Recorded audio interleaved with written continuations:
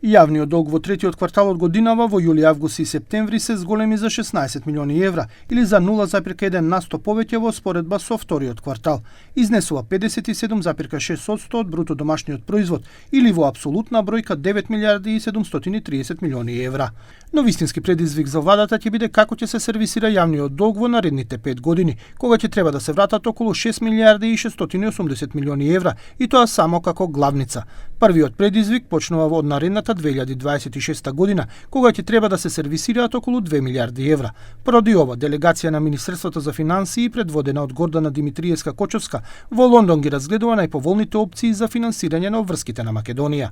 Што се однесува пак до разликата во сумите за 2026 година, каде што во стратегијата за управување со јавниот долг стои дека треба да се вратат 1 милиарда и 334 милиони евра, а премиерот Христијан Мицкоски најави дека таа сума е околу 2 милиарди. Од финансии појаснија: во буџетите, во фискалните стратегии и во стратегиите за управување со јавен долг не се наведуваат преземените обврски преку издавање на државни хартии од вредност со доспевање до 1 година.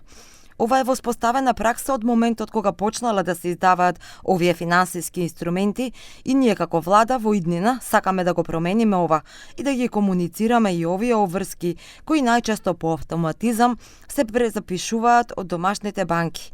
Затоа реалната бројка за сервисирање во 2026 е околу 2 милиарди евра.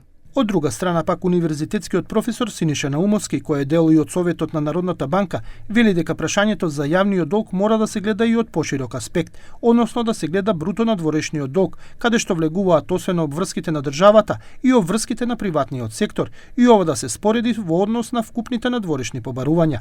Добиената разлика е нето надворешен долг, кој според Наумовски, иако наредната година ќе се зголеми, сепак ќе биде управлив. Генерално, во било кое сценарио да го направам моето анализирање, ние ќе се движиме од 4,6 до 5,5 милиарди евра нето надворешен долг, што исто така може да предизвика одредени дискусии од различни гледишта во јавноста, но може и да се констатира дека има одредена одржливост. Наумовски вели дека за да може да се управува нето надворешниот долг, освен што се важни растот на БДП, фискалната консолидација и странските директни инвестиции, можеби најважен е извозот. Само така ќе креираме поголем внес на милиарди евра, како што реков и во претходните реченици, од околу 7 до 8 милиарди евра бруто надворешни побарувања, кои се противтежа на вкупните бруто надворешни задолжувања. Инаку јавниот долг беше најнизок во 2008 година, од кога постепено растеше за првпат да експлодира во 2020 со ковид кризата, а во годините потоа сериозно да расте, за да има втора експлозија во 2024 година. За ваквиот голем раст на јавниот долг виновни се високите буџетски дефицити, кои беа далеку над 3% од бруто домашниот производ, а најчесто се финансираа со издавање еврообврзници. Две од нив беа по 700 милиони, а две по половина милиарда евра. Шампионска по камата од скоро 10% е обврзницата во 2009 година, а најмал принос имаше таа во 2021 со нешто над 1,6%.